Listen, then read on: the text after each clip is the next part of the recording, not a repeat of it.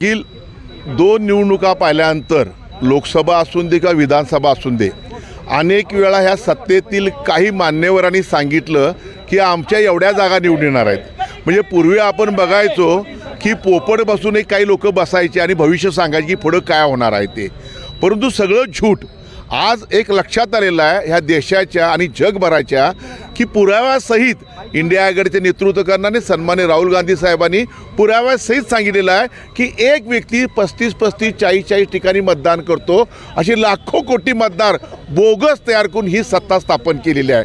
म्हणजे लोकशाही संपवायची, लोकशाहीचा आता शेवटाची घंटा वाजलेली आहे, ती घंटा वाजू नये म्हणून इंडिया आघाडीच्या वतीने आपल्याला इथं शाहू जन्मस्थळी इथं तीव्र निदर्शने करतले आहे। लोकशाही टिकली तर देश टिकेल, नाही तर टिकणार हुकुमशाहीकडे वाट चाललेली आहे।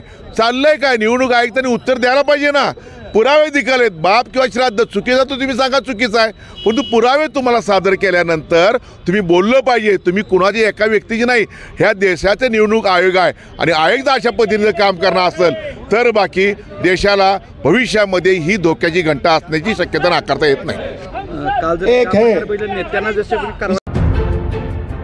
आपण पाहत आहात मावळा न्यूज 24, सर्वसामान्यांचा बुलंद आवाज।